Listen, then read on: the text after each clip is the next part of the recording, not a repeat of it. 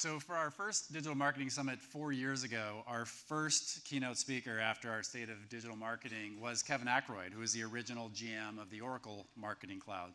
So we're thrilled that Dave Helmreich is here. He is the new Group Vice President of the Oracle Marketing Cloud.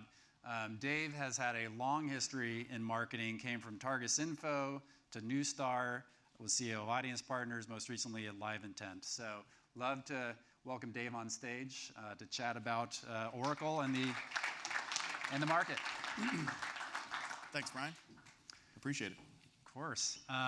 So I'm always interested in personal stories. Like when Taylor Barrett, who was running M&A for Adobe at the time, was up here 2 years ago.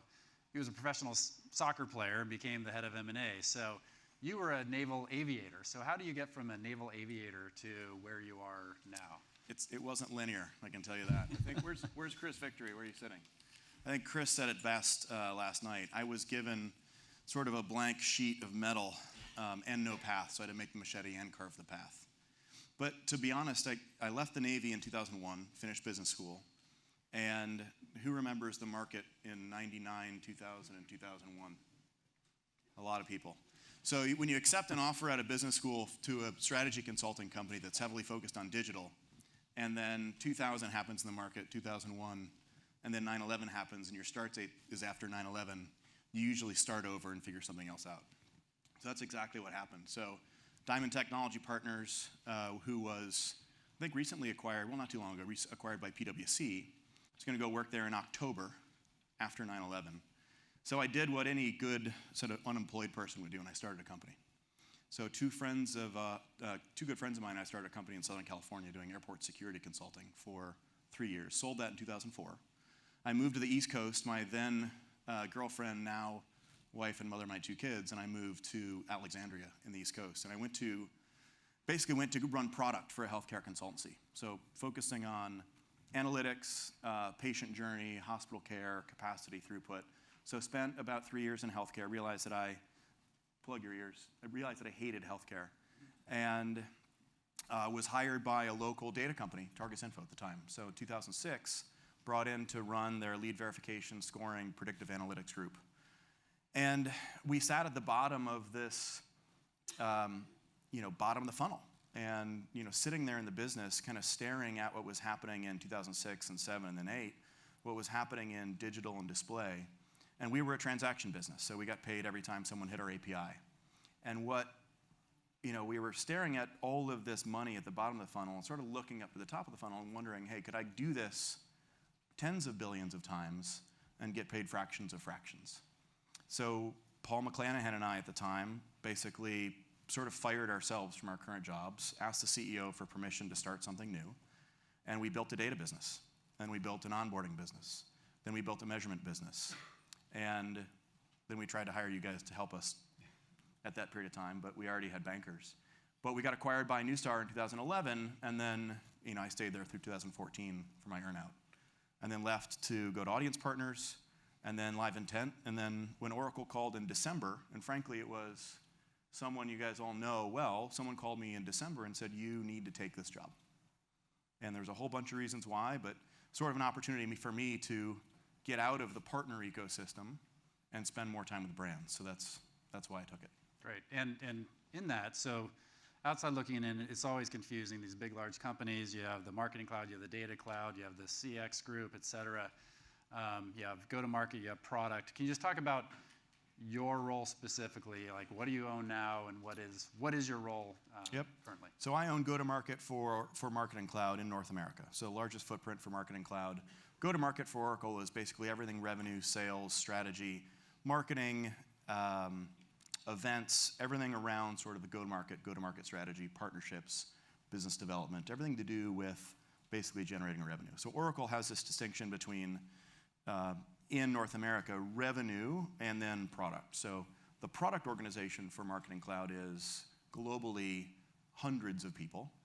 The product organization for CX is, call it a few thousand people globally.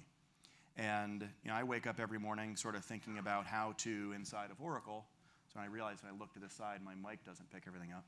But I wake up every morning thinking about how do I bring sort of the voice of the customer into the business, I've been there 8 months yesterday. How do I take the 110 meetings I've done in person with CMOs and counting?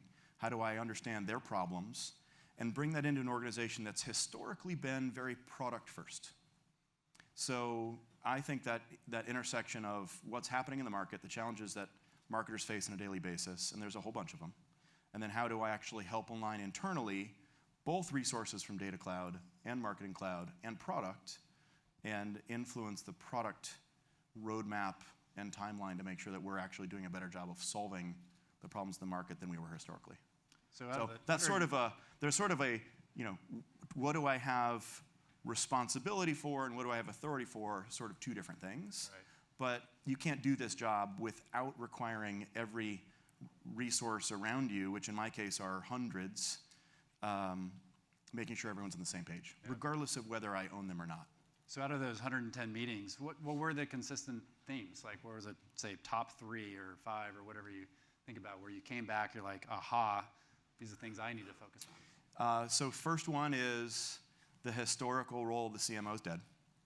So there isn't a CMO that I've talked to, or VP or SVP of marketing, who doesn't have a number in some way, shape, or form. Mm-hmm. So that could be a growth number, it could be increasing lifetime value, it could be reduction in churn, it could be increasing product penetration. If you're B2B or B2C, it really doesn't matter. So right? Chief Growth Officer is Terry. Every CMO is aligned with what the CEO says in the 10K if you're public, or if you're private in the board meeting. So that's one. 2, the goal around the requirement to manage data and be smart about data continues to change. So I remember Omar, who was the founder of Blue Kai a number of years ago, used to say that data at rest tends to stay at rest. And his whole joke on the DMPs at the time were DMPs are nothing other than places where you manage data. You don't actually activate data there. That, I think, challenge remains with marketers. So they have more access to it than ever. There are more tools, more partners, more logos, more vendors, and more dollars in the ecosystem than ever. But it still hasn't largely solved the problems that they have on a daily basis, which is just, how do I do a better job of understanding who my best prospects are? If someone has come in and self-identified and raised their hand, what's the appropriate product or service do I present to them? And how do I do that 10 times fast and 1 billion times at scale? So those were things that were largely, I think, reserved for enterprise marketers. But now, you have all the D2C brands and challenger brands that are looking at challenging those incumbents, and they're thinking about the same thing, whether it's, obviously I spent a lot on razors, like Dollar Shave Club, or the latest thing that showed up in my house is Quip toothbrushes and Allbirds, and all the things that all of us see all over the place. It takes scale to sort of manage the data, the interaction, and effectively increase the efficacy of spend. And when you can measure everything, marketers are hyper-focused on data activation. So that's the second thing. Then this is a long answer to your question. And the third is organizationally, no one is organized well. So you have a search team over here doing something with maybe a search agency or a search platform. You have programmatic that sits somewhere with an agency. There's a DMP that may or may not be managed by the agency. Then you have sort of strategy, which could be a different agency, or someone else they've hired, or McKinsey, or Bain, or BCG, or. And then you have the things that they own and manage, which is largely the customer data that sits in the marketing or retention or CRM team. And it's a rare instance where all those groups actually share a common data bus, common infrastructure, let alone share data and give feedback back to each other. I almost never see it. Yeah. So on that point, and that's one of the things we've been really curious about, is the technologies are here to enable omni-channel marketing, CDPs, et cetera. But organizationally, that's been a big barrier because you have these channel-centric organizations. Are you hearing from the CMOs that they're changing from an organizational and incentive perspective as well? I think they're being forced to. So there are, and new breed is the wrong word, but how many marketers or brands are there in the room? 0? 0.0? 1. JP. So I think they've all inherited organizations that are designed, that are 2 to 5 years old in their OD, and lived in a world where there weren't systems or processes or a need to actually unite the assets. So when I hear marketers say, I need more data, I don't disagree with them, but it's really not that there's a need for more. It's how do you better capture and manage what you have and then deploy it most effectively. Because as a consumer, I don't know about you, but I hate when someone wastes my time with advertising. I literally saw, who watches CNN over the top? Little dig at, where's a little dig at Xander for a second? So when I watch addressable TV, when it goes to a commercial on OTT on an app, it says commercial in progress. 9 times out of 10, that's unsold space. So why as a consumer do I not have an interaction that's tied to my identity, that's tied to sort of my customer journey across thousands of brands? And why is that, that's premium space where I'm captive and I'm not doing anything else other than watching that? So it's sort of interesting to me how when marketers say I want more access to assets, it's often that they don't need more, they just need to do a better job with what they have and deploy it more effectively. We have all the tools in the audience to do that. Yeah. So along those lines, so you announced Oracle CX Unity, just like last month, I think it was, which when you read it, it sounds like a CDP, which obviously is something that we're following closely. So right. Is it? As is Gartner. As is Gartner, yeah, and Forrester. So curious what that is. Is it a CDP? Is it something different? Or just trying to understand what that announcement was. So it reads a lot like a CDP, but what we're really focused on is leveraging the insights from that customer data. So Oracle, as you know, has, 4 decades, 40-some plus years of managing customer data. We have products that sit in Engagement Cloud, in Commerce Cloud, in Loyalty Cloud, that are all around managing what customers are doing, what they're buying, what they've bought, their name, their address, their phone number, their email address, how often they're messaged. So we have a long history in managing customer data and managing it very well. What we have been doing for the past couple of years is investing in the capability to tie all of those assets together. So Unity for us isn't really a CDP as much as it recognizes the challenges that we've seen in the industry with some of the existing approaches to it. And it's not enough to just be a tag management platform that has evolved into a CDP or a very capable SDK that now has more data integrations. We need something that sits on top of the existing assets that marketers already trust, and then present it in a way where they can deploy that as needed, and it does it at scale, and it gives them intelligence on top of that. And the single largest failure we see in most of the approaches is that it's not structured in a way where you can leverage sophisticated AI, ML, augmented intelligence, assisted intelligence, whatever you want to say, on top of a well-organized, structured, known data set. And I just remember doing this at Targus Info. All we did was manage customer data. So this isn't an evolution as much as it's sort of the next step where the industry needs to go. And I believe we're actually just getting ahead of current development. And is this something that's specific to accessing the data out of Oracle systems, or is it any system that has data that you need? Any system that has data and has data exhaust and has an API. Okay. So, and that's built on top of the entire CX Cloud platform. So any Oracle product or Oracle CX product can integrate with CX Unity. So when Kevin started the Marketing Cloud, and then the Data Cloud started with Omar, and we would think about those businesses. Obviously, they're both data-centric, generally applied to marketing, even the Data Cloud. But from the way they seemed to divide the world was the Marketing Cloud were SaaS products sold to marketers, and the Data Cloud were data as a service sold to marketers in general, or the partner ecosystem. It seems to have blended a little bit with like Moat, which is a SaaS system sitting in the Data Cloud. How do we now think about, how do you think about, okay, we're the Marketing Cloud and this is what we own versus that's the Data Cloud and that's what they own? Can I phone a friend? Michelle, you want to come on? So this is something that we talk about a lot. And we understand that the marketer and most companies just see us as one company. And I think that should be the perspective. But in reality, we're 135 1,000 people globally with a lot of big business units and a lot of acquired companies that sit in those business units.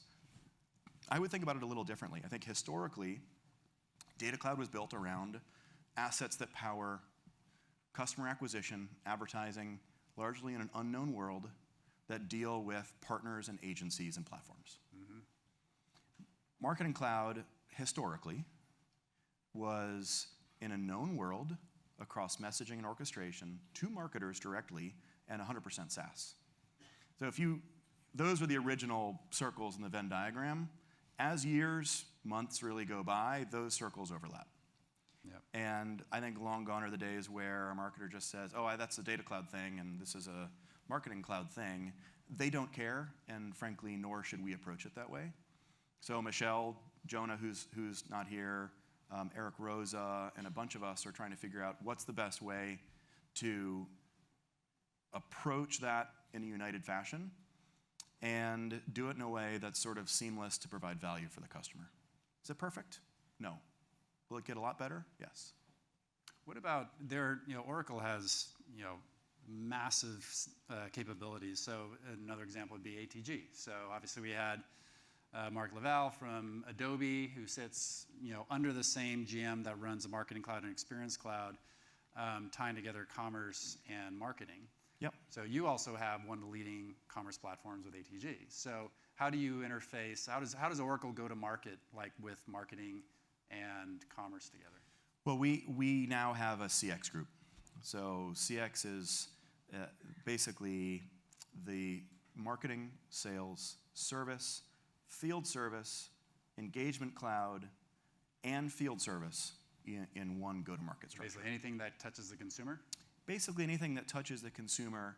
And then I would wrap that effectively with the partnership that we have with Data Cloud, where we can interact with a marketer engaging with a customer from the moment that someone sees an impression, paid, owned, earned, all the way to a lead, to becoming a customer, to renewal, to service, to picking up the phone and calling a call center on where my order is that they ordered online, all the way through to rolling a truck if you're telco. Yeah.